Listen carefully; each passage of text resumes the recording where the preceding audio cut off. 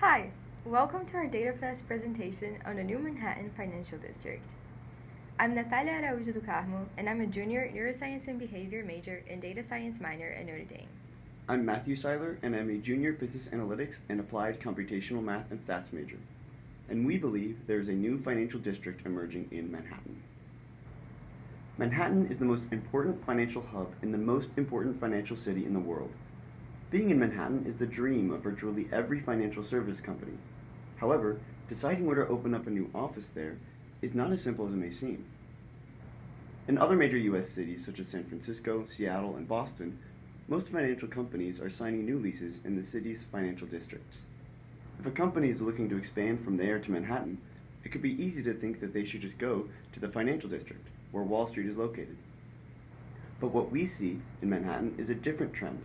Financial companies are opening new offices or relocating to the Midtown area, especially to the submarkets of Grand Central, Plaza North, and Plaza South. Since the COVID-19 pandemic hit in the first quarter of 2020, financial services companies have been signing leases and slowly recovering their office space occupancies all over Manhattan. But in Midtown, they are booming. We are watching a new financial district emerge. 54% of leases signed by financial firms since 2020 were in the Midtown region.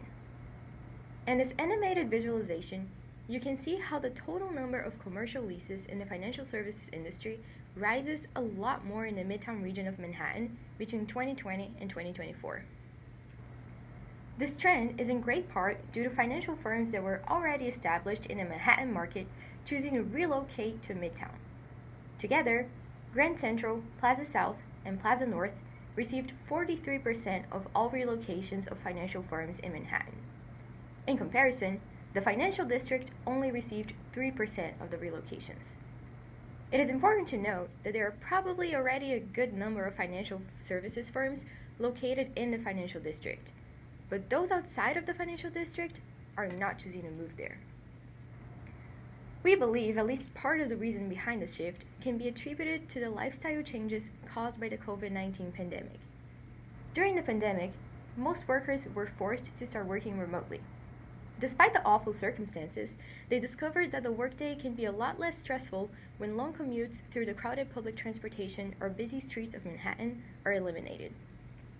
Interestingly, using census data from the American Community Survey 5-year estimates from 2019 to 2023, we discovered that the Midtown region has the highest percentage of workers who commute to work by walking. Walkability is an incredible asset, especially for a place like Midtown. In the heart of Manhattan, workers have easy access to the major leisure attractions of New York City. Spots like the Empire State Building, Central Park, Times Square, and innumerable restaurants and shops are within walking distance. In addition, major hubs of public transportation, such as the Grand Central Station, connect Midtown to everywhere. Providing workers with a great location and lifestyle can help the financial companies retain their employees and increase their productivity. Opening financial offices in Midtown is also a great option for financial service companies that want to invest in their facilities.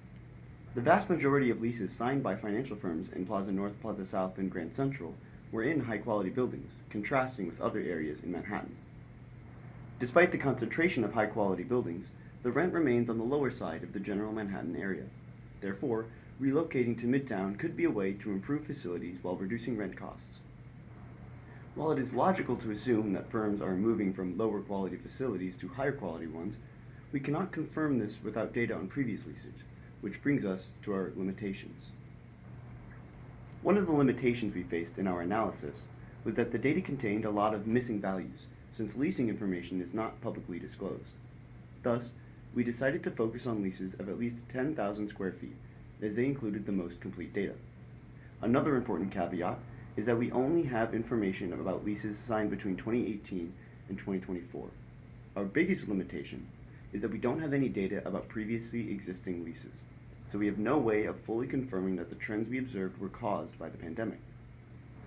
While we know that financial service companies are opening new offices and relocating to Midtown, we don't know where in Manhattan they are relocating from. Therefore, we are not in any way saying that the financial district is declining. We are showing that a new one is emerging in Midtown, with financial service companies opening offices at a much higher rate than in any other part of Manhattan.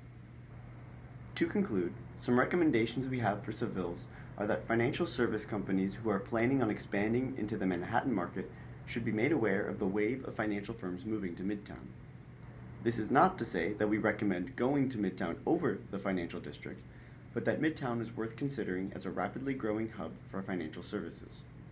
Additionally, we recommend that Savills perform qualitative field research with companies that relocated to Midtown. This would allow Savills to get more informed data about where these companies relocated from and why.